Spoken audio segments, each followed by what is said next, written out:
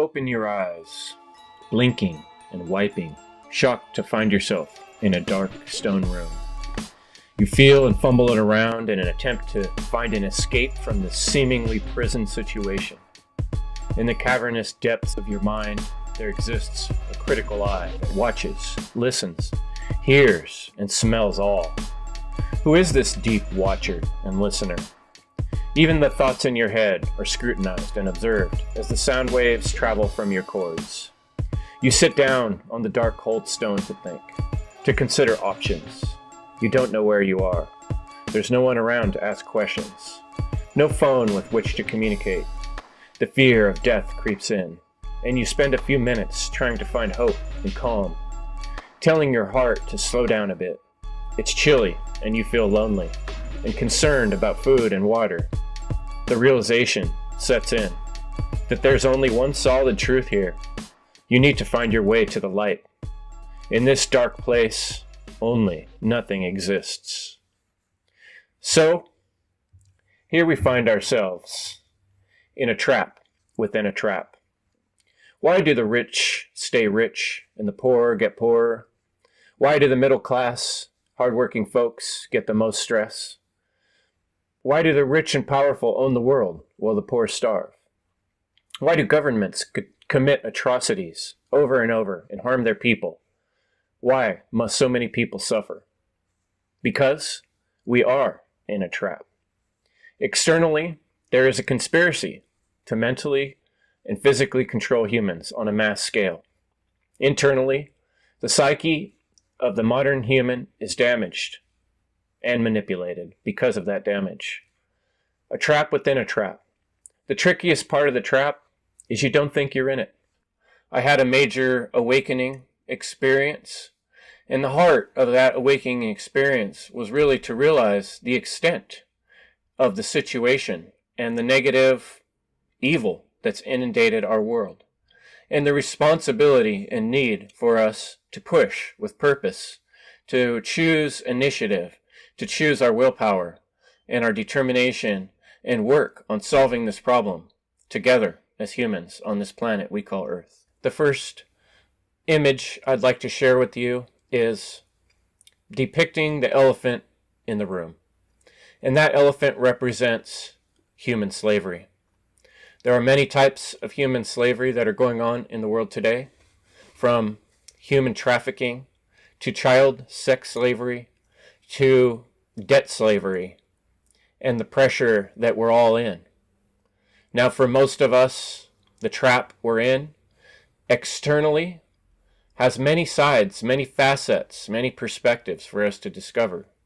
And then there's the internal trap that when we begin to see and even start to transcend the external trap, we find ourselves still butting up against obstacles, immense obstacles within ourselves, created partially by the external trap and also by the manipulation of those in the positions of power. So the elephant in the room is the cold reality that there's much work to do on this planet. We should not allow any type of slavery at all, ever. Nor should we accept or be okay with human trafficking that's going on a large scale. And it's also funding those in power at the highest levels of our world. And they are also making much, much money and funding their operations with child sex trafficking, which should be completely not allowed by human beings who are responsible on this planet. And it's time that we stood up against these things. And I suggest the way we have to do that, number one, first, is by educating and becoming united and recognizing this problem, the elephant in the room of human slavery on this planet. All government is slavery, and all coercion, forcing people to do things against their will without their choice, is forms of slavery. And these are all forms of stealing. This is my reflections on the many walls of perception that get in the way, that obscure the truth, that obscure the path towards the solution. Even discussing the problem becomes difficult because there's so many walls that create resistances and frustrations within us. it becomes very difficult. So part one here is going to be called the extent of mass thievery. And this is to cover all the problems, the many walls that distract and block us from seeing what is. The Tesseract and the 4D cube. And that is a prison that's been created in the psychological world by the manipulators of this world, by the bankers, the dark occultists, those who work behind the scenes, have been working on this generationally, passing down the technology to destroy, obscure, and control the minds of the mass. And some of these walls of perception that we're going to discuss in this presentation are self-imposed. They're our own limitations, our own belief systems, and the things that control us that we're not ready to give up. The addictions to technology is one of them. The trap is the world we've created, the culture of slavery, the addiction technology, which actually, in many cases, traps us more. Then there's the trap in the mind, and that prevents progress on the bigger trap, the external trap. What I'd like to do is start by sharing with you the issue that I see in my conversations with people and even in my presentations, which is extent of the problem. It has to do with perception. What I'm talking about is the size of a nuclear bomb, the big boy bomb, the biggest bomb you can imagine, atomic, nuclear, whatever bomb you want to imagine. An explosion so big that it's devastating whole countries and whole worlds. This is the problem with human slavery. It's a big, big, big problem that needs to be dealt with immediately, sooner than later, and as quickly as possible. We need to get each other, all humans, recognizing and seeing this problem on the same page. And yet, most folks are pretty happy to ignore it and push it to the side and think of it as somebody else's problem. And that, to me, in this metaphor, is like the firecrackers. They're seeing the problem. They know that there's a problem with government. They know there's a problem with slavery in this world. Yet they want to think of it as something like firecrackers, small little pops, loud noises outside of their window somewhere. And I'm trying to relate to you in this presentation. This is a much bigger problem than many folks want to see. So besides just being a problem of perception, we also see that this problem, like when I looked at geoengineering, for instance, or weather engineering, or 9/11, or look into any false flag, what you quickly realize, if you're able to look at it with an open mind, is that these problems represent the tip of the iceberg. We can see part of the problem out above the water, yet we know that the machinations and the people behind the scenes working on these things are much, much bigger. They have to be, in order to pull off the biggest tricks in history, starting wars, getting the whole public, owning all the media, owning educational systems, owning the companies that create the books in the educational systems, owning a large, large portion of the medical system. This took a lot of work, more than one generation. And these are indications of a larger cycle, of a pattern that's been going on for many years in human history. And when we recognize this, we can become the tree. We can recognize that the roots of the tree are connected to the leaves of the tree. And we can recognize that we have to take on a problem that's much bigger than the iceberg we see above the water. It's a problem that indicates that there are evil connections in our society, in our human race. And each and every one of us, as much as possible, need to be aware of this problem so that we can resist it as a team, as a whole. And what this is going to take is looking at it with our real eyes. This is something that I had a revelation about, a real eyes revelation myself. A revelation or a realization is something that each of us can come to, that we can receive, that we can get this download from the universe. We have to be open to it. We have to be ready to see it for what it is. We have to remove the walls of perception and the filters that are holding us back from seeing things for what they are. This is the real eyes relation. That's our relationship to those around us, the relationship to the world around us, the relationship to our divine creation, the divine intelligence, that which is. We can become people that are living more real lives. We can be a whole nation of people living real lives. But realizations are not easy to come by. And there are always more to have. When we think we have the whole big picture, it's time for us to step back and realize that there's always more eyes to see. There are bigger things to see. Every time we have a realization, we didn't have that intelligence or that wisdom before we reached that point. And we need to recognize that there are many others that are in a similar scenario and that are ready to have that realization. And we can share it with others. And partly how we do that is by doing the real I meditation. The real I meditation is something that we have to work on. We can look within ourselves. We can spend some time being quiet. We can spend some time being alone, and use our logic and use our intelligence and our intuition and combine all these things to be able to see the bigger picture. It's not easy, but it can be done. And I think it must be done to proceed. And this will help us with the problem that we all run into. It's not just me. It's not just you. It's not just the people we talk to. Our society accepts a justification of evil. In some ways, many of us have to justify evil just to perform our daily tasks and to keep going about what we do in life because we feel like we have very little choice. We don't see a better way, and therefore we are not able to follow that path towards the better way because so many of our decisions are coming from a fear-based mindset. And I'm not talking about just you, the listener, when I'm reading this presentation, when you're going to see some of the things I'm going to bring up are going to be somewhat offensive, and you're going to feel arguments coming in within yourself. And recognize I am also calling out myself and my own friends and family and my own experience. But these things that I'm discussing, the walls of this trap that hold us in, affect all of us. And they affect so many facets of our life that it's difficult to tear them down, even when we begin to see through them. Even when we begin to transcend some of them, there's other walls that we're not going to be prepared to just tear down quite so easily. And this, what I'm describing, is what we see depicted in the movies as the Tesseract. It's the 4D cube, the hypercube.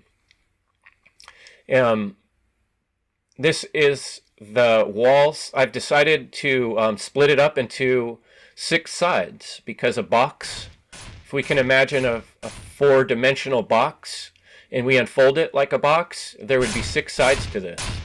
So what I've done is, for this presentation, is we're going to take apart this Tesseract, this prison for the mind and this prison for the souls of the general public that are keeping us from working harder towards freedom, from taking down those in power that are doing these evil things. We have the ability to change this dynamic we see in the world. However, it's not easy. It's difficult. There's a lot to it.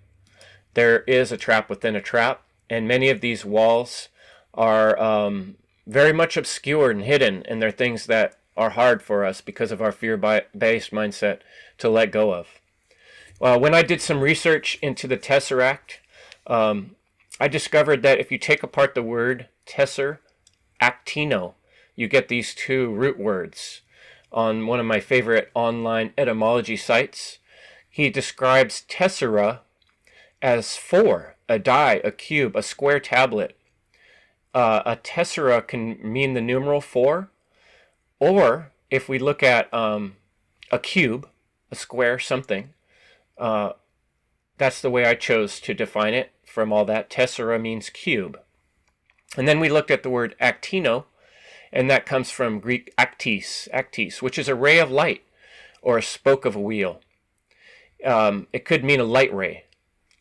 And so when I put this together, the full definition of Tesseract, the 4-dimensional cube, and the breaking down the parts of it, it kind of sounds to me like a 4D light cube. And this is kind of what we see depicted in the movies. Like I showed the picture here, I took this out of the Avengers movie, I believe. And this is also what we see when we look at the television.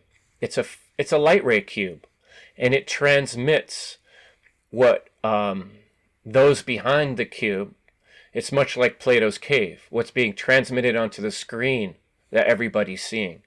There's a lot to this. It can become a very complex prison, and I think it's one of the most powerful aspects of this prison that we're all caught in, because we don't realize how much the lies on this vision have affected our mind and are tied into the way we think and the stereotypes and the way we see the world and how limited we feel on the day-to-day. Begin taking apart these walls of the trap, of the Tesseract, of the light ray cube that are penning us in from working positively and quickly towards the solution of human slavery.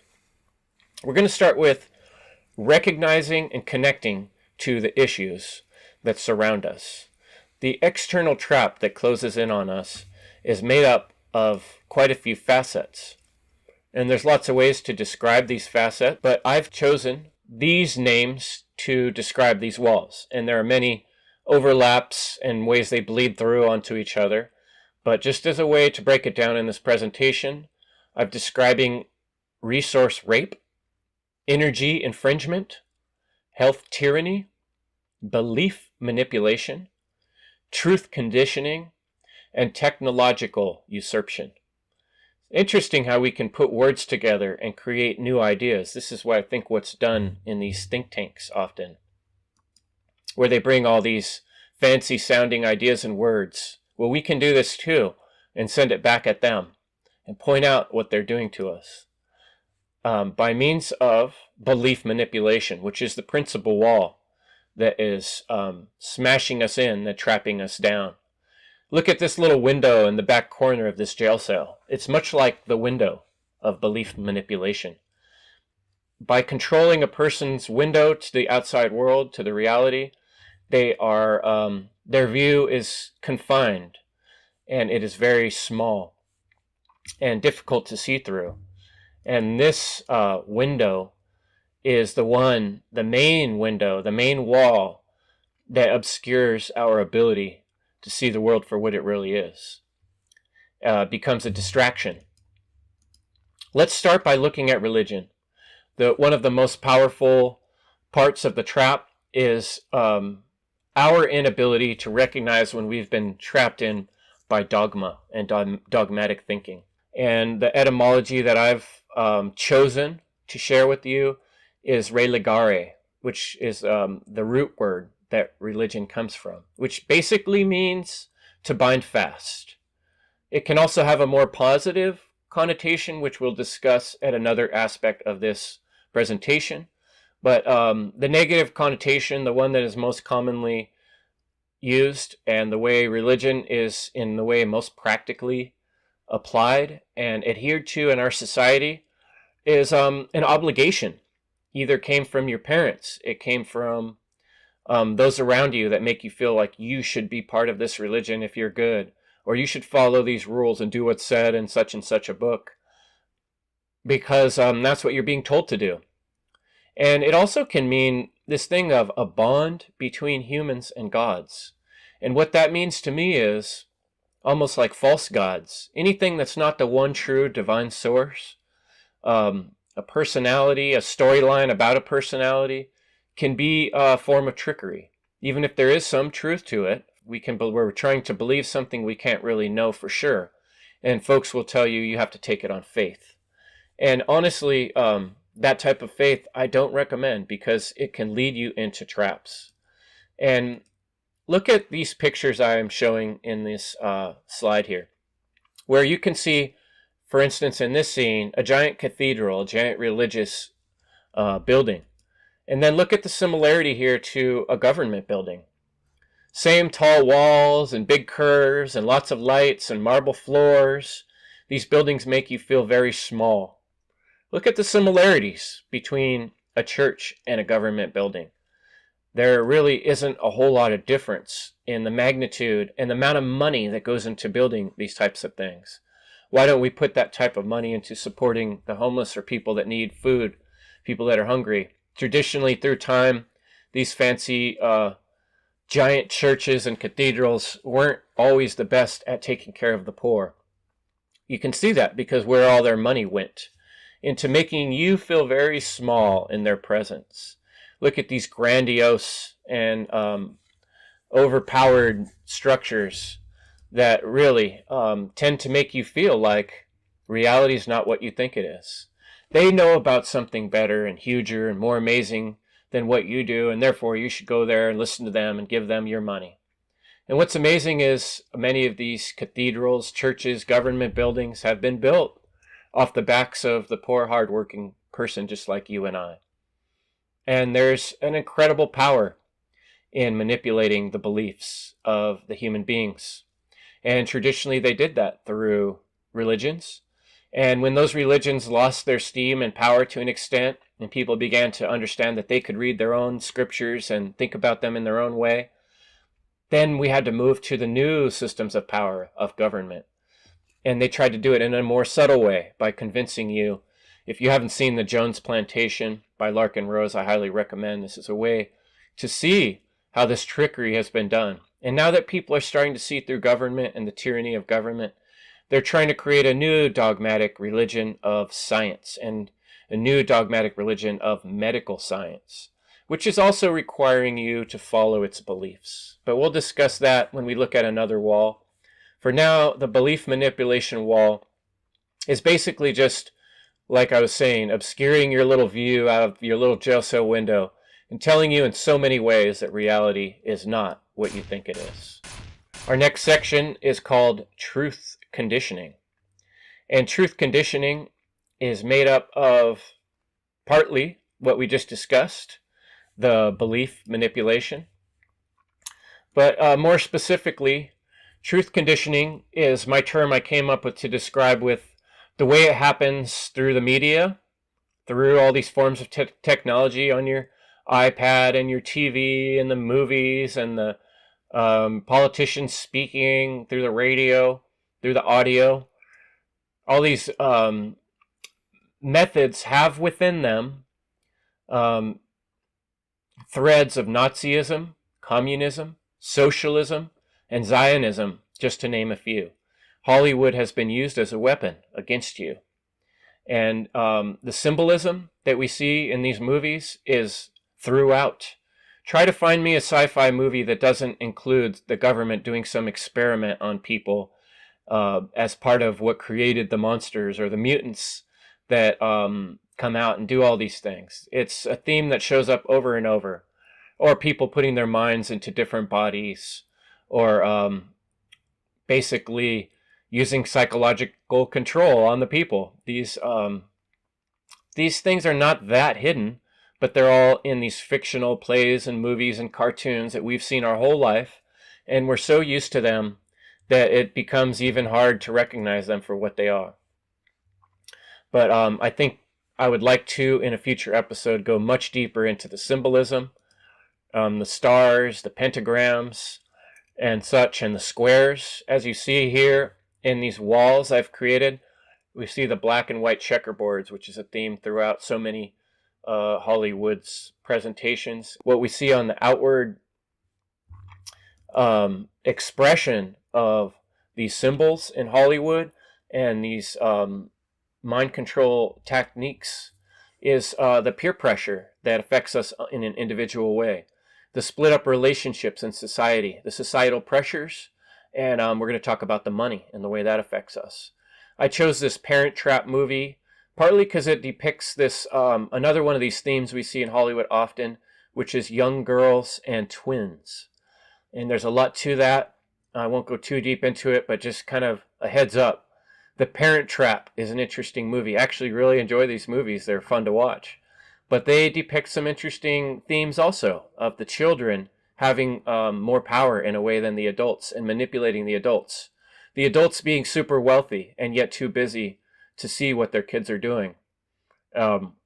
Following their own egoistic desires rather than paying attention to holding their family together. And their own individual careers being way more important than their family. And the kids are the ones calling this out in the movie, and not the adults, which is really interesting. So we also see these similar reflections. There's so much more I could say about any of these movies, but I found this picture, which is another good reflection, the twin almost twin girls, and they're saying out loud, "Hey, let's play princess together." This is the modern version of kids playing together on their iPads and devices. It's sort of a sick, sad thing. And this is part of the imagination replacement technology. If the kids did not have these devices, how would they play? If we didn't have the motif of the castle and the Disney characters, how would they play? Would they create their own imagination? The way we did when we read books to our kids and you have to imagine it for yourself?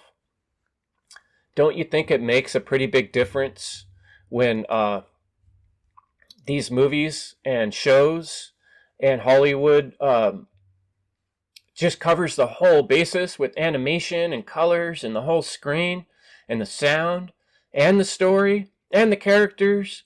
It just doesn't leave a lot for your own imagination to fill in. They're filling in all the details. And this is sort of the problem I have with the theme parks that I want to discuss briefly. This is, I think, one of those things where some parents out there might get offended. I'm saying we can do better than this. And parents got their hands full. They're frustrated. They're like, hey, I'm trying my best, but I don't have much time. I get it. I've been there myself. I've had these problems my very self. There's not good rites of passage in our modern society. There's not good family rituals. It's hokey jokey kind of stuff. It's we're just borrowing other people's imagination on a mass scale. These movies and like Disney have been propagated, and many of them do have dark occult themes in them, and we're going to discuss that somewhat in this presentation. But even the theme parks themselves, it's like we dress up like clowns, we indulge in corn syrup. Unhealthy people I see surrounding me every time I've been to one of these theme parks. A lot of times the kids are crying and mad at their parents because they're not getting what they want. There's a lot of selfish behavior that gets indulged. But these are our society-wide, worldwide even to some extent, family rituals and rites of passage. And they're hokey-jokey rites of passage compared to what was done historically. It is a societal norm. It's the type of thing that we do as a rite of passage, and that rite of passage has been created by the dark occultists, and they've slipped in many of their themes and sneaky little tricks of controlling everybody's senses. When you go into one of these theme parks or sit down in front of these surround sound movies, all your senses are being filled in, and you don't realize it. In Disneyland, they even pump out smells. So the sounds, the smells, the sights, what's going on in your mind is being completely, and many times people are doing it voluntarily, just letting them. But I'm asking you to consider, is this smart to do? Can we come up with better ways in the future, a better legacy to leave for the children? A better way to allow them to tell stories. Look at the ancient ways of telling stories. We're sitting in a circle around a fire. And obviously there's some imagination going on there when you imagine while someone's telling a story around a fire, as opposed to a 4D, 4K movie or with smells being pumped into your nose at the same time. It is a form of belief manipulation. And many of the movies that get pumped out are really sick and twisted. And there's not much holding back kids from watching any of these stuff these days. Many kids are in front of a TV from a very young age. And this is part of the problem. This is creating dogmatic thinking. The stereotypes get set up in the mind. And it's very difficult for us to really split up and tell the difference between the stories that we've watched on television and in these movies and our natural imaginative thinking and reality itself. I think it all gets sort of weaved together in the brain. The brain doesn't necessarily know how to split it all up. This is the type of themes we see in Disney. Magic and sorcery. Belief manipulation systems is what these are.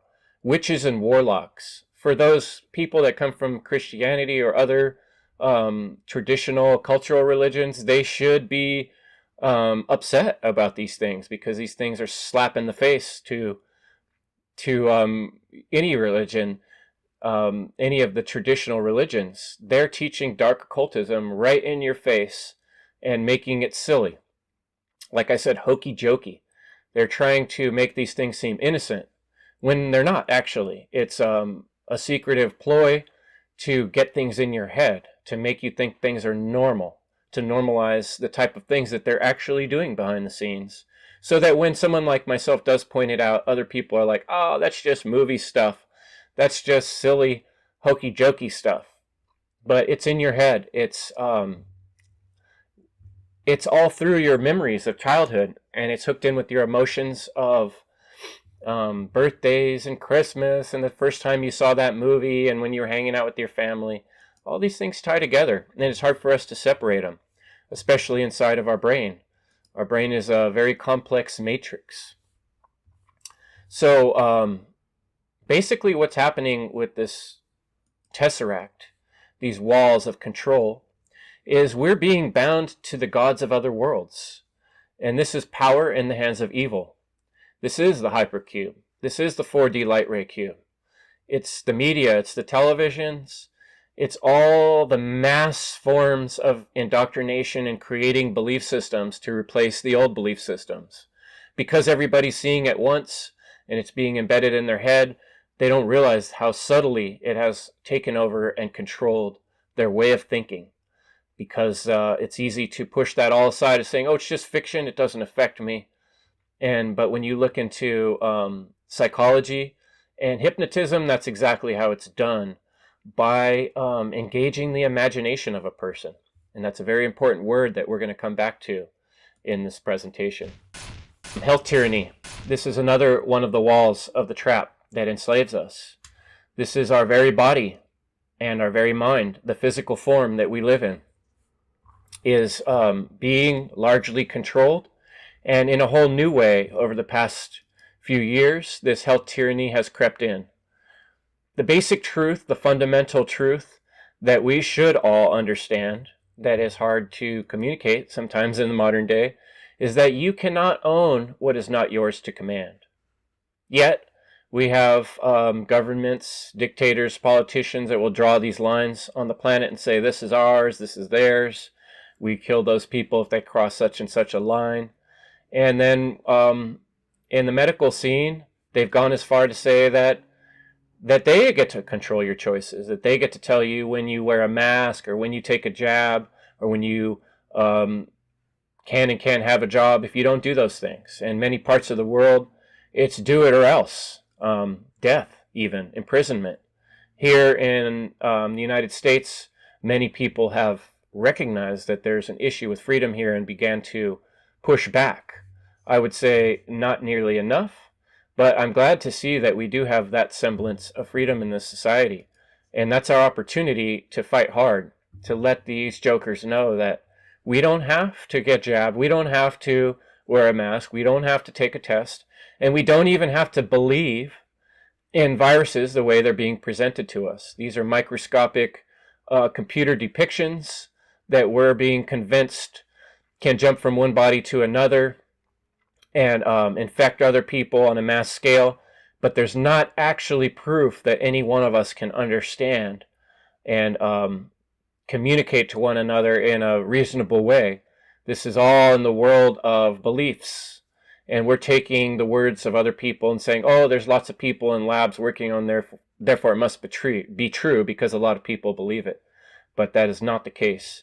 And I, for one, don't accept the stories we've been told. And I don't have to, and no one can force me to. And we need to understand the difference between beliefs and knowledge. And if you're not the one actually doing a scientific test and finding an extremely small thing and being able to consistently find it in a way inside of a human body doing one thing, then you can't prove that that's what's happening. This is all based on a superstitious, dogmatic thinking, and this is the new religion, is medical tyranny. I think that personally, fiction science is this type of medicine that many people are completely believing is true. And this is a people very separated from your human body and my human body, doing tests in laboratories with equipment that most of us can't afford or have the time to really understand in depth. and they're making very big conclusions. And this is all being done not looking the patient in the eye, not looking at the whole being of a person, the psyche, the mind, the body, the spirit, but separating just the physical things, taking things out of the body. This is all tied together. We're very interconnected in this world, and this fiction science is very much disconnected. And many of the base foundational ways of thinking I don't agree with, and nor does anyone have to. That being said, there's much to be learned and gained from these sciences for those who are doing the science and publishing the science. And I'm not saying we shouldn't take away what we can from them, but we also shouldn't base all our decisions because there can be much trickery. And we know that the smaller than 1% of the world do have a vested interest in affecting your mind, psychology, and money. Okay, there's a lot of money in this stuff. So we should be doubtful. A good example of the silliness of the way things went during COVID is the same medical fiction science was trying to convince you or I or the public that a mask is a health protection device when it's clearly not. There's not much evidence, if any, to even support that. Most of the evidence I've found seems to support that when it comes to protecting you from a disease or a particle as small as a virus, any mask is ineffective at best. The truth is, from my perspective, that masks are being employed on the public, just like in these pictures, to psychologically damage human beings. And that's the way they've been used traditionally through time with slaves, and not just black or African American slaves, white people too, women. All kinds of people have been treated in this way. And it's a way kind of like the big giant churches and cathedrals I was showing you, to make you feel very small and unimportant, and that you aren't worthy of being a human being. You're less than a human being. And aesthetically, the world does this. Our minds do put things into stereotype, and we are affected by symbols and archetypes. And these things, look how scary it is just to look at these pictures. It does affect us psychologically. So we should not minimize these things. We also shouldn't minimize when it comes to the medical and our health. There are studies that suggest that medical errors are one of the leading causes of death in the U.S. Cause of death, medicine. Our modern medical system is causing more harm than it is good. When you look at the numbers and the statistics, and this isn't just me saying it, you can look it up yourself. And we all know people that have died in the hospital. We all know people that have been injured or wounded and will never be the same because of the treatment they received in these hospitals. So we need to rethink how we treat our bodies and how we look at medicine, because it's very sinister in the modern age. And like I said, a religion. It's also part of the purposeful division that's going on around us. You know, I got so frustrated with the masks, I found myself at really getting in people's faces sometimes and wanting to argue with them. And this doesn't work out well for the truth movement in some ways, because it's part of this purposeful division, this Hegelian dialectic.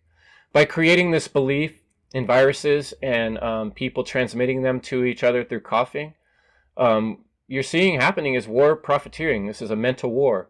There's those that believe and those that don't.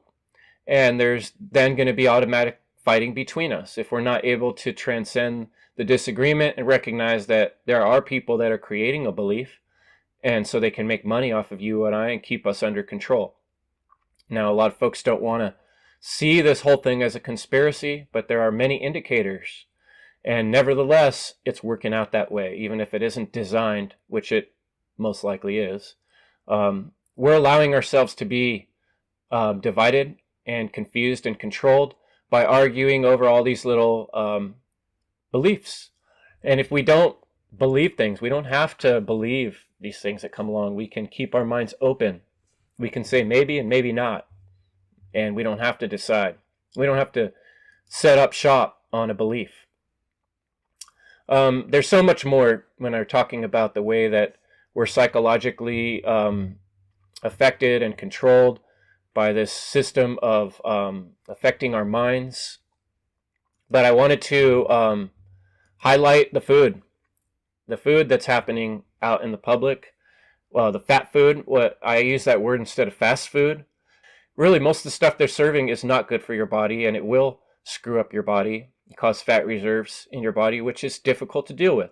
It slows people down mentally and physically, and even spiritually.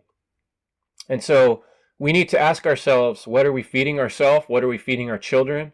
And what are we accepting to be fed to the next generation of people? And not only that, but the fallout, the beverage containers and the paper and the plastic that's getting poured into the ocean and left in nature is partly due to us having an acceptance of this really low level, low quality of so-called food that's being put out. And we just need to stop purchasing it, right? But even I have trouble with this, and sometimes I fall for it and buy some of this crap. So I'm just pointing out these things are part of the walls. I'm not saying we can fix them all right away, but it shows why it's so difficult, because there are so many of these little things that affect us mentally, physically, and spiritually. So these are the many walls of the trap that enslave us.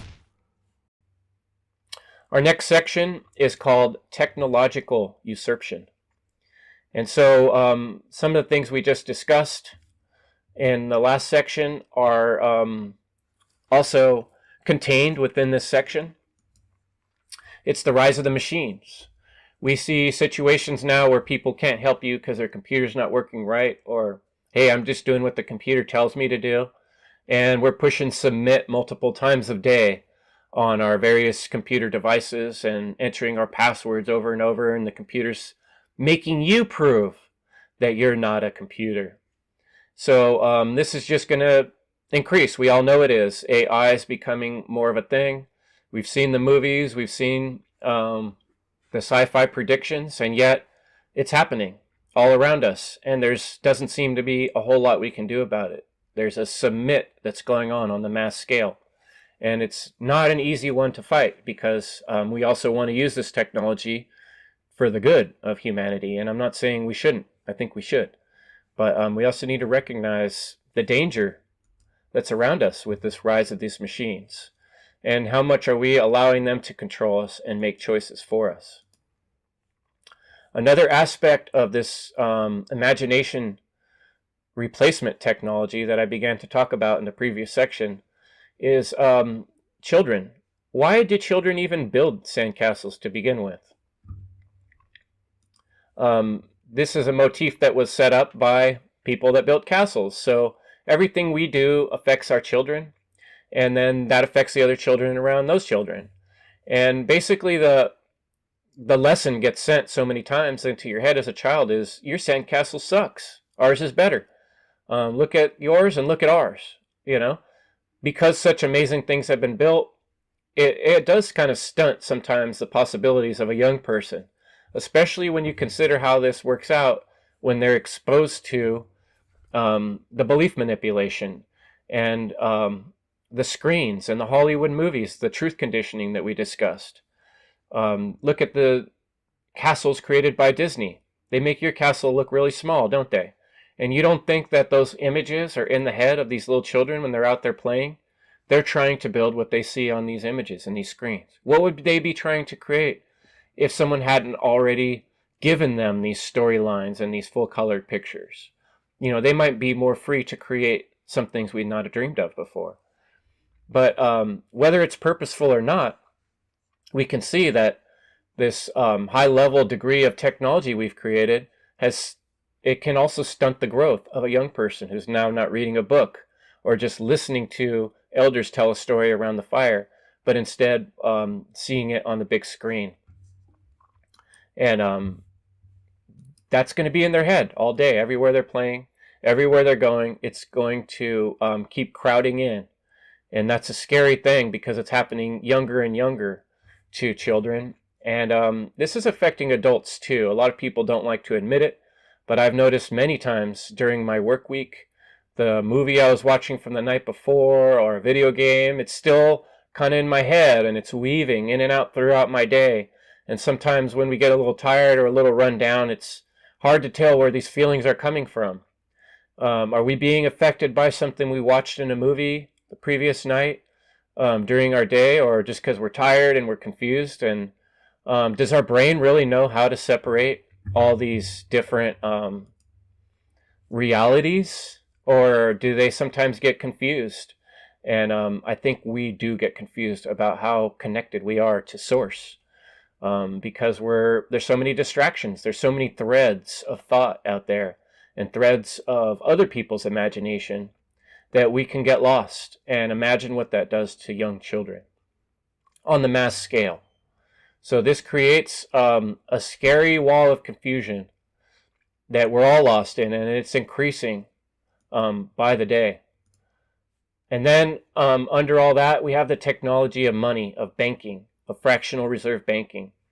And this is one of the most sinister traps of all. And my saying here, got to get that loot back.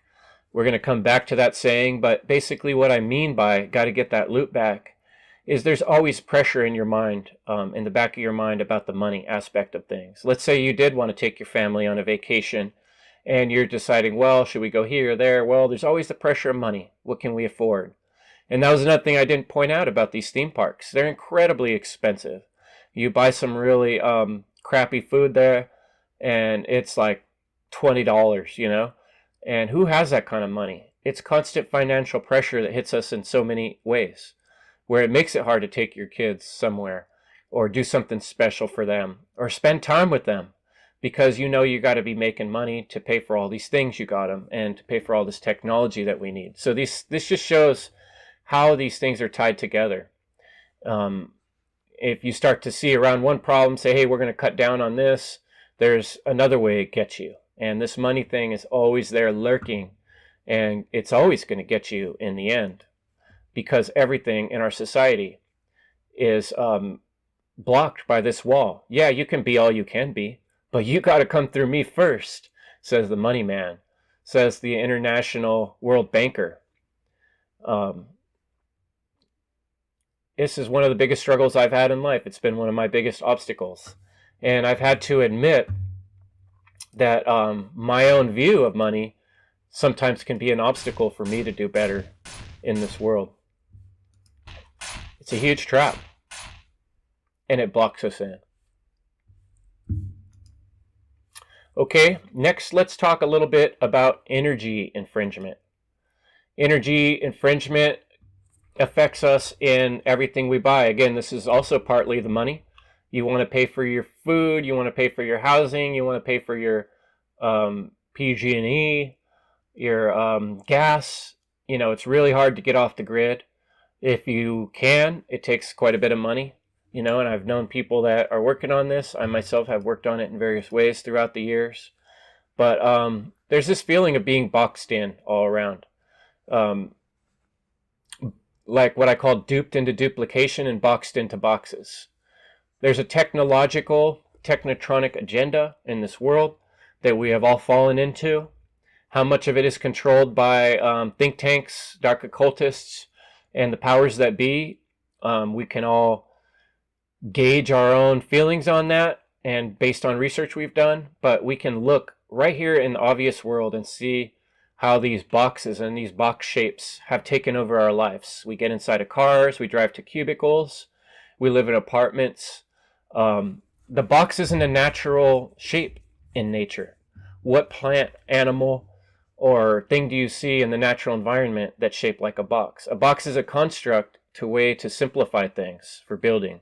And I'm not saying we shouldn't use that shape. Being a carpenter, you know, it's important.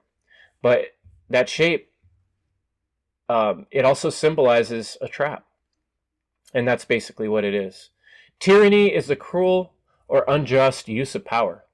And that's people, like I said, drawing these lines on the earth and saying, we own these lines. If you're under this grid, you're under our jurisdiction, you're under our power, we're the authors of your reality.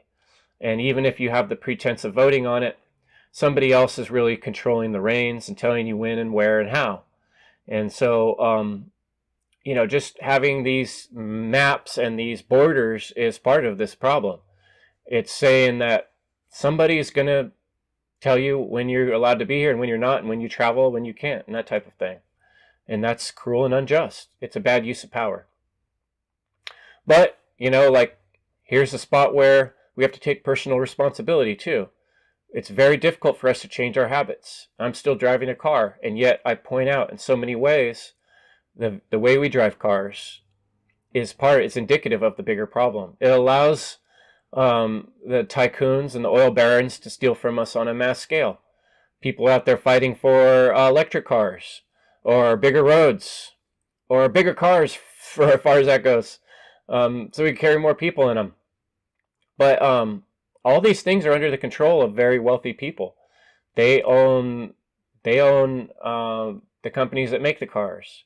They own the oil companies.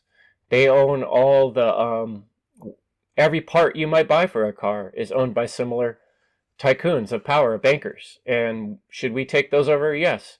But in that path, in the meantime, we could shut a lot of this stuff down just by how we spend our money or how we don't. But we're so addicted to our lifestyle that that's not easy. Cars could be running on hemp oil. We could be having our own still in our backyard, and vehicles would run just fine. The powers that be want to regulate and control any type of fuel you use, and that is thievery, and that is pushing you into that constant financial pressure. You need to spend $100 a month to keep the gas coming, to keep your energy flowing, to keep your power on, when in reality we don't need to put that much time and energy into keeping those things on. Yet most of us are pushed into a hole. Some of us from the time we're born, from the time of birth. Many people that are born on the nicer side of the tracks don't realize how hard it is to start out from inside of a hole and then being handed a shovel, which can be in the form of credit, or you want to go to college, that's going to cost you anywhere $30,000, $60,000 or more. Which is like, if you're already in debt and you already don't have some of the things you feel like you need to produce in society, whether that's a car or a license or some skills, that it costs you more money to get those things, which is essentially handing you a shovel when you're in a hole and telling you to keep digging. And this is a lot of pressure that's put on young people. If you don't get it right out of high school, right out of the gate, you're probably going to wind up in jail or working at McDonald's, was what we were told when I was a kid. And what kind of thing do you think that does to the psychology of most people? The deeper that you start off in that hole, if you're grown into a bad neighborhood and you got a brother in jail, a parent on drugs, and being raised by grandma and watching TV a lot, you're in a really deep hole to start off with. And I've tried to help somebody get their license or ID that doesn't have any of these things.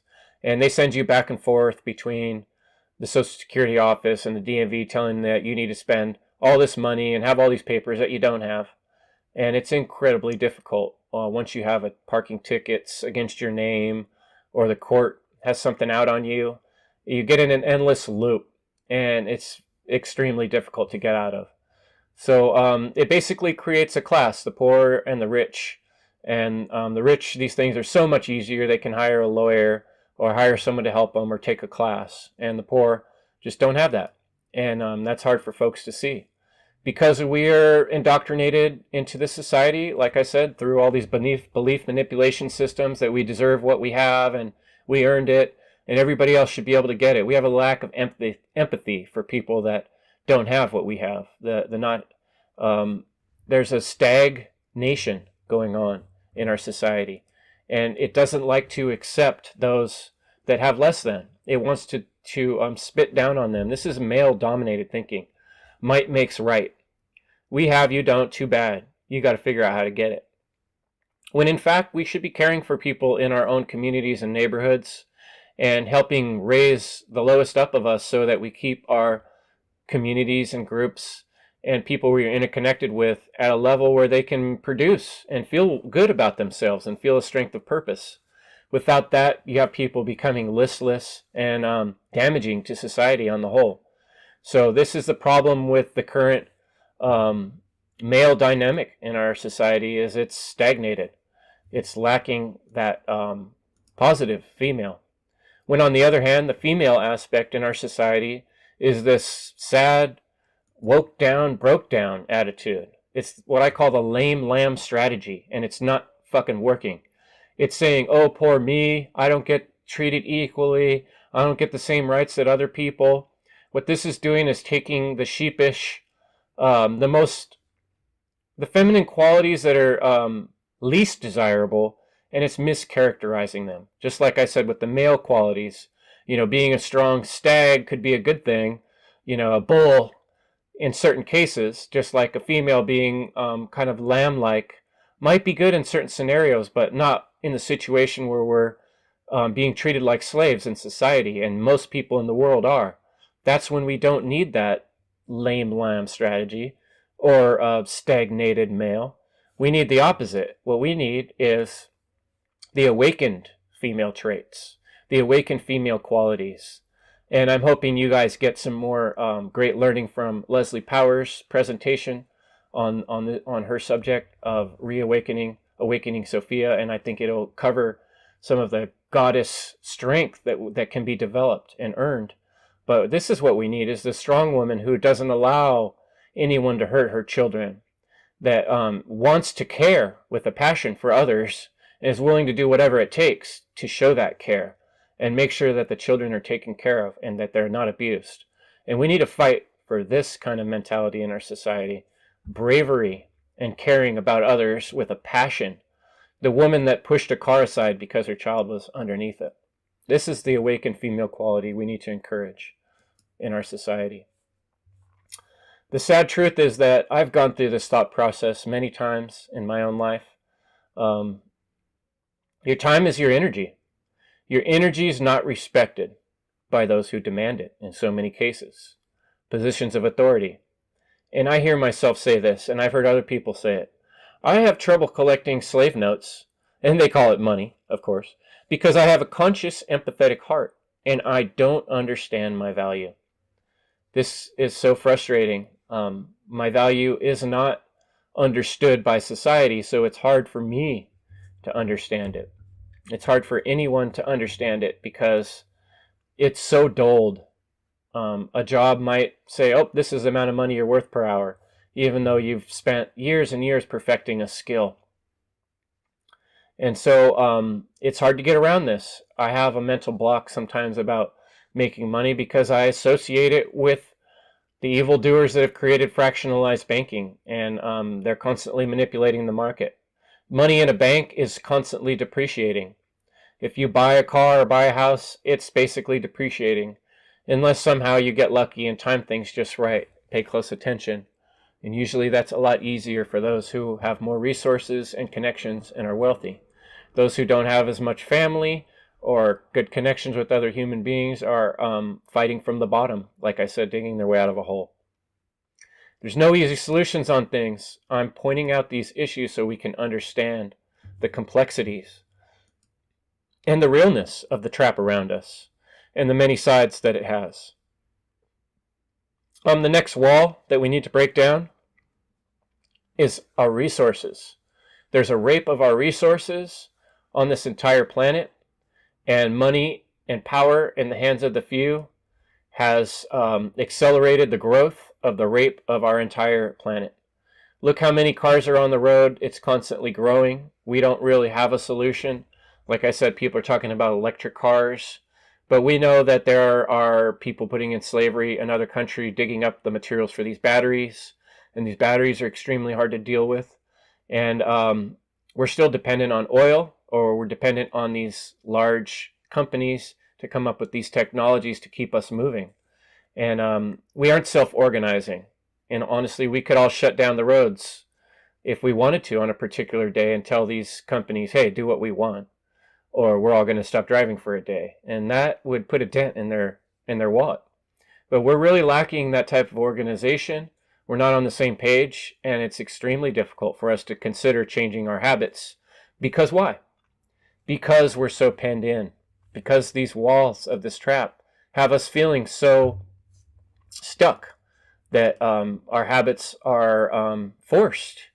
Even though we want to change them, we can't. We don't want to see fluoride and bug killers and glyphosate and drugs and pharma waste and industrial waste and nuclear waste being pumped into our oceans. And most of the time it's not us that's personally doing those things, but there are people out there throwing that shit in the ocean, and they feel like they can't do anything about it. They got to do their job, They got to do what they were told. And that's really what's happening with this stuff. That's where it's going, to be honest. It's going in the ocean. And it's sad. It's sad to see. But this is another affecting our health also, right? All these pharma drugs in our water. And the worse our environment gets, the more extreme the planet is probably going to start reacting, I would suspect.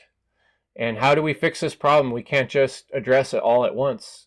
You know, we have to affect the psychology of how we think and how we present and the legacy we leave for the next generation. And that's why it's so important to go through these details and to talk about all these specific aspects of our society that are causing this trap. See, because these billionaires, they really don't care. Maybe some of them do to an extent, but they're winning big time. Even if we do say, oh, we want to go over to electric cars, they just reinvest. It's really not that big of a problem. They're going to own the resources one way or another because they're connected to each other. They're connected to their wealthy families. You look into these families like Rothschild, and their names show up in all governments, in all of the big meetings, whether it's the Bilderbergs or the Committee of 300 or the Council on Foreign Relations or the boards of finances. We have these same people and family connections, and they get richer and richer and own more and more things, and they have enough money to feed the whole world at this point. One person like Oprah or The Rock, could probably take care of a whole island, right?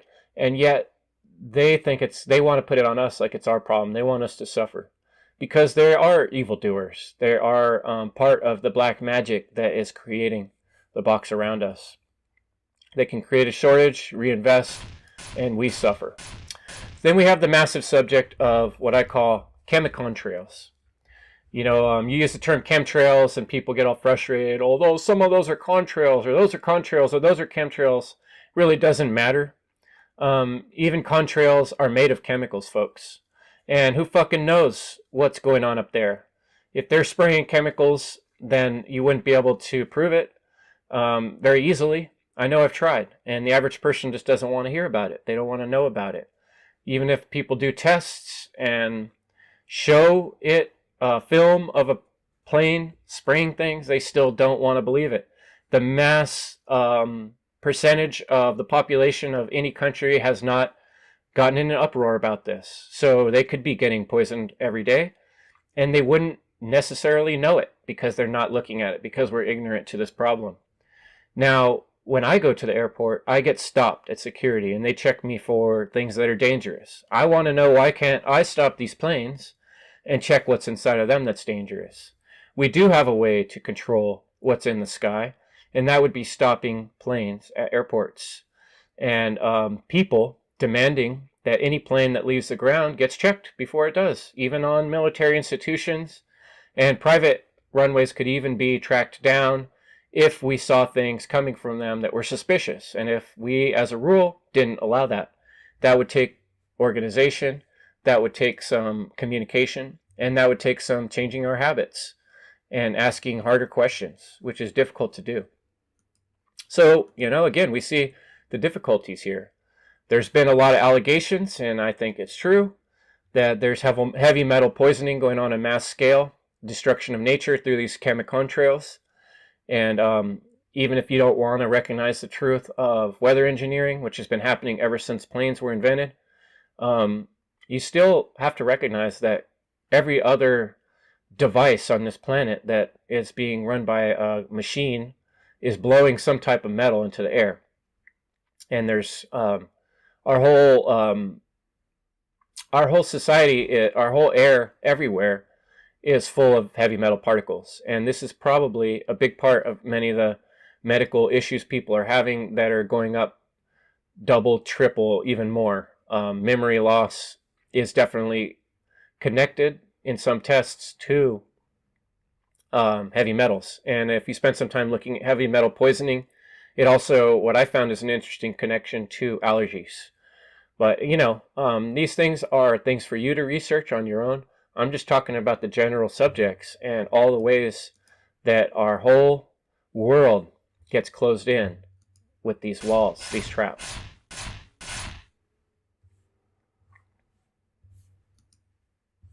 So that's a lot of really difficult topic matter. And I want to transition here on part 3 into the more positive aspect of looking at how we can go within. Once we see these walls of the external trap, we can begin taking apart the walls. When we see through those and the size and scope of them, we can begin to see around them and above them and transcend them and show other people what they look and feel and taste like, so that they can avoid them and begin to conquer them and create new systems.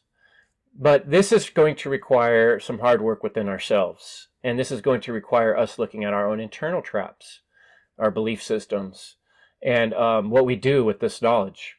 And this is what I'm going to call the divine ritual and courage building. This starts within the self.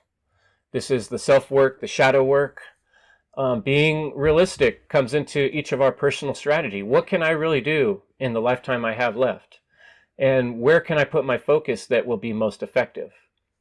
Many times we're doing quite a few things in our life that we'd like to change them all right away. But we're not prepared to do that. We don't have everything we would need to just, let's say for instance, I would like to just get out of the city and never live in a city again and never use money, never use a car, and never look at a TV device. If I tried to do that all at once, the cost would be so great, I would find myself basically homeless and mooching off of other people for help, which isn't really a positive way to be in this world. I have to find a way to put things into context in the situation. What can I do with what I have, being the age I am and where I'm at? And what I've discovered is one thing I can do is reach out to others to create images, thoughts, put words together in a way that people might not have heard them before, so that I can help create a legacy, a way of thinking for future generations. I can help inspire others to see that the religion and dogmatic thinking is the problem, and to work on their inner work. And now this is the positive connotation that I talked about of the word religion. The one true religion is the self, our inner being. And when we bind ourselves to that, that's like self-discipline. That's not a bad thing at all. That's a wonderful thing. If everybody took this seriously as their focus, their obligation to their inner divine connection, not to the outer gods and images and things out there, but to the things inside, the connection to the deeper self, the one true divine crystal, which is our conscious and our conscience. If we're connected to these things, now we do have a chance to start tearing down these walls of perception that are holding us back. So this is what I want to encourage folks, to work on their religion, their inner religion. And this is basically your body, your mind, and your spirit. Trying to integrate all three of these things. I've been working for a while on my own personal little training class that I call Mind, Body, Spirit. This is something I've shared somewhat on my podcast followers and intend to do more in the future. But basically, for your own purposes, you want to create some sort of program for yourself. And that I talked a lot about in my Freedom Under Natural Law presentation, which was called How to Will Power. And I'd love you to look that up. Set a goal for yourself.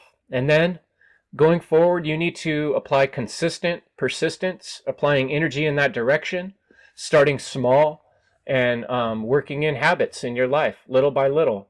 Habits that encourage your body, mind, spirit connection, and taking apart the walls of perception like we talked about, your false beliefs, beliefs that are holding you back. And the two most powerful tools that I talk about in How to Will Power are your creativity and your imagination. And these will allow you to do incredible things when you put them together. And you can inspire yourself and others and leave a legacy for the next generation. I've always looked back at indigenous tribes of people that have lived in community situations, that live closer to nature, that live closer to the land, Of course, various of these groups have their own problems and issues. It's not totally idealistic, but there are some important facets of tribal living. Spending time and playing with peers. That helps to build imagination and communication, learning how to work together. And it builds empathy on a huge level. Like I was talking about, that stagnation can be by letting kids play together, by bringing together people of different ages, and dancing and singing together, we build continuity. And we build empathy, most importantly, from playtime with other people our age and people of all ages. This is a sense of belonging, one of the most important things to a human being. And without it, people feel anxious, depressed, lonely. We're lacking rites of passage that are wholesome. Like I said, many of our rites of passage are things having to do with Disney or somebody else's imagined story that they've created for us. But we want to create our own stories, our own dances, build our own masks, that we dance around the fire with to share our feelings and emotions. This is group rituals and community gatherings. These are one of the most powerful ways to create unity, to create strength within those around us that we know personally, and dealing with people that are in our environment. Observing and learning from elders. This is respect. This is a system of leadership and organization that can and will eventually replace the current authoritarian structure. Many people are afraid of what we would do without government. It'd be chaos. Well, not if we use systems of organization and leadership based on respect and looking at people that have learned and have the knowledge of things, and then we give those people our hearts and minds and ears when they earn it. And they always treat us with fairness in that there's never things done by coercion. There's no reason why we can't do things this way. And also recognize the true authority of nature and the seasons of nature and quit trying to control them or own them as the way we do other people. That is trying to enslave nature and animals is part of also the problem. And we can change these dynamics little by little, step by step, in all the things we do. But we need to work in that direction. And I would suggest that this will largely be done with ingenuity. And look at this word, ingenuity. There's no reason why we can't take the good aspects of technology and put them towards our visions of the future. But this does require some level of thinking about morally. What are we building here? How's it going to affect nature? How's it going to affect other human beings? Should we build this thing and put it out in a mass way? Or should we consider that some of these devices might be harmful to others in nature? And that doesn't mean we need to regulate them in a mass way. It means we need to think about them when we create them and before we employ them. How's it going to affect other people? Not just based on money, but based on the generational effect. And we can have a new type of unity. This is what I call new unity. We're in a new generation, and we have the opportunity to unify and to use the new technology in a better way. But this will require us working on this project, working together on it, kind of getting on the same page to a certain extent. Okay, so ingenuity is a noun. It means the quality of being clever, original, and inventive. So this is a big part of the solution. And even in our own minds, to deal with all these walls of these traps we're talking about. Ask for help. Talk to your friends. We talk to our peers. That's what we do often in these roundtable discussions when we're talking about truth, freedom, and natural law, is we share ideas and rhetoric, and we work ingenuity and on creating a new way of handling these things, new words, new ways of putting together words, new ways of seeing things. This is working towards a better future, trying to leave a better legacy for the future. Part 4. The path of pain and persistence. No one said this shit was going to be easy. A lot of these things I've discussed in this presentation may seem overwhelming to you. Overwhelming, frustrated. That's why they're the trap they are. That's why we get trapped within our own mind. When we're already hit with all these other problems inside of our own mind and psyche, many of us are feeling scared or alone, overwhelmed. Things are very difficult to accomplish, especially on our own. And when we've had past traumas, it seems like too much to do. The truth is we need teams. We need to work together with others. Being someone who's worked in construction, I've seen how big buildings get big and how big projects get done. And it is completely 100% necessary to have teamwork to accomplish large-scale tasks. So if that's in your own psyche, in your own mind, or something you want to build in your own neighborhood, it's going to require some level of teamwork. And that might be working with your own self.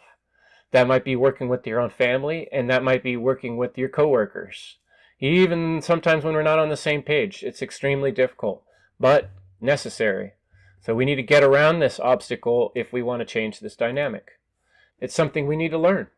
We need to look up to. The heroes in this world are people that have pushed and pushed and pushed through incredible resistance. And how much would it be easier to push this rock up the hill if there were 3 or 4 of us doing it together? So, that's why I spent so much time early in this presentation pointing out the problems, not to just sit in negativity, but to point out that these problems are huge. They're multifaceted. They're not problems that we can solve completely alone. We need to start alone, and that's a lot of times how we inspire others. When you're the one guy pushing this rock up the hill and other people see that, then sometimes they jump in and they be like, man, one guy should not be doing this alone. Like the woman whose child is being sex trafficked, she should fight like all the demons of hell to protect that child. That's an incredible amount of determination that we need in the modern day and age. And that's why it's so important to recognize the extent of the problem and the extent of the determination required to deal with the problem. We have to work together eventually to put these pieces together. It's an incredible matrix of problems that's been created. There's no one thing that ties all these walls together. They're all, like I said, they blend together, they're integrated. And it takes multiple minds to put these pieces together. For me, it wasn't until I'd seen several presentations, Mark Passio's work, Larkin Rowe's work, Richard Grove, many of these awesome presenters through time that have shown us some of the different sides of this trap. And then when I see them in various forums and different presenters putting things out, David Icke, I started putting the pieces together, and that was what I really liked about whatonearthishappening.com. It's difficult to accomplish, but the more of us that are working on it, the easier it gets, right? When you see a lot of minds thinking about something, you get to point out all these different perspectives. This is why I do roundtable discussions on my podcast. And that's why something like the S.E.E.D conference or the Funnel conference is so important. It's not just my presentation, it's all the other ones around it. And when we combine these different perspectives, we get a better picture of the whole puzzle. We need your piece too, whoever you are. The more pieces we have, the better we can see the whole puzzle. And that's why every person is extremely important. It's also going to take an incredible amount of focus, like I said. The amount of hours and time I've put into this presentation is mind-blowing. It's scary, but I love it once I get into it. And it takes an incredible amount of patience to learn this technology. If you're up for the challenge, find the misspelling in this slide. I decided not to fix it. It is just sitting in a chair, and that also means that there's a balance for those of us that are doing this type of work. Online one work warriors, the one great work is, a lot of it is sitting in front of a computer, learning to make graphics, learning to make slides, learning to get decent audio. And we feel like this guy, trying to keep an eye on the time, trying to keep an eye on my money, trying to keep an eye on the family members, friends, do all the things we're doing in life. It's overwhelming. And so it requires patience and a lot of care in how we handle things. And this is modern warfare, folks. And this is why Mark's media class is important. That's where I got started and able to learn a lot of these graphic skills and through autonomy. So there's things out there and people are out there that want to help us learn these things, but we have to employ that focus and that energy to get there so that we can be part of this battle and get out there and make a difference and quit just sitting around watching. To be a better part of the solution, we have to be the solution, right? Be the change. But, this is really the crux of this whole presentation, is that ultimately there's one main key to unlocking the trap. both the external trap, all the problems in the world that we discussed, and the internal trap of the trauma that we've done to ourselves. And that is imagination. Don't get trapped into black and white thinking. Don't get trapped into doing what you're told or what other people are doing or what other people are saying, right? We have to imagine more choices, more options, more solutions. And imagination allows us to find other solutions, other ways. And whenever we hear about a realization or a revelation or ingenuity or an invention, it's somebody employing imagination. And so, in order to exemplify that, for this presentation, I put together a musical production to share the core message of this presentation that I hope might hit some folks harder than all the slides and words. And that is this little rap song called The Rat's Trap.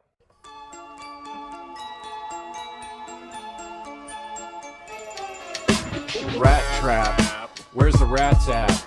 The cheese is gone, but the trap's flat. Gonna need a new fat cat to lick that milk fat. You know you like those cats, yeah. Why don't you like this crap, cat? How can we take our life back? Tight ties, the boss flies, you got your fucking hands tied. Why's that? Effects are facts. These fat cats got your paycheck in their backpack. These fat cats got your neck up in their razor deck. They flex, and these feeble mice run. They scatter chatter, don't question. Their toes whisper, never action. These fat cats ain't got no job done. Eliminate the problem, no more robbing. Let's toss them, lob them, clobber all of them, every one.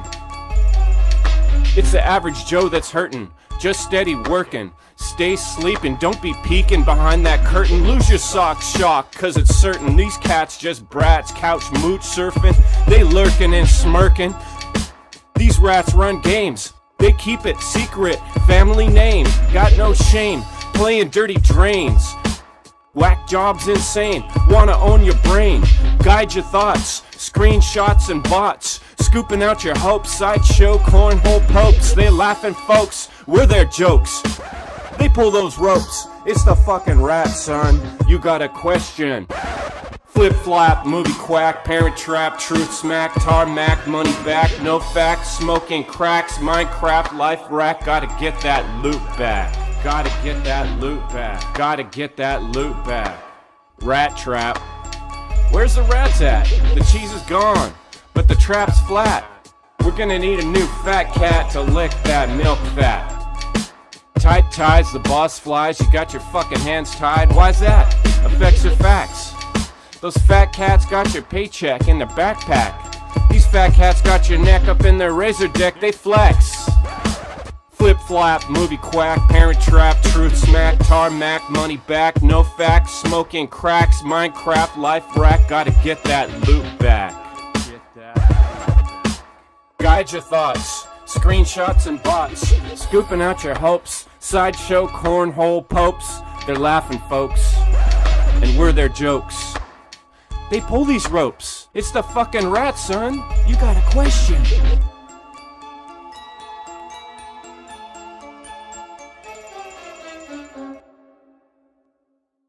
You chose joy and suffering. And this is part 6, the last chapter of this presentation. And basically the point of this chapter is that we're here. And I like to think that I chose to be here, maybe before this life. And I think that perspective helps me keep a good attitude. But when we see it for what it is, we are fractionalized, we are fragmented. There's not nearly enough cohesive structure in our society. We don't have good rites of passage. And so many of us are living separate lives in our own little boxes, and we're duped into duplicates, kind of trying to copy the neighbor, have the same lawn, have the same car, have a job like they do. And there's a lot of pressure from Hollywood movies, politicians, and education justifying this behavior that is just further fractionalizing us and fragmenting us. And think about what happened to people who were sent home en masse during COVID, saying that they were their job was not important. People get sucked into drinking and eating junk food, loneliness and depression, the watching the Netflix lifestyle, and not being in concert, in communication, and in rites of passage with other human beings. like I said, rituals of joy, like drumming, singing, dancing together.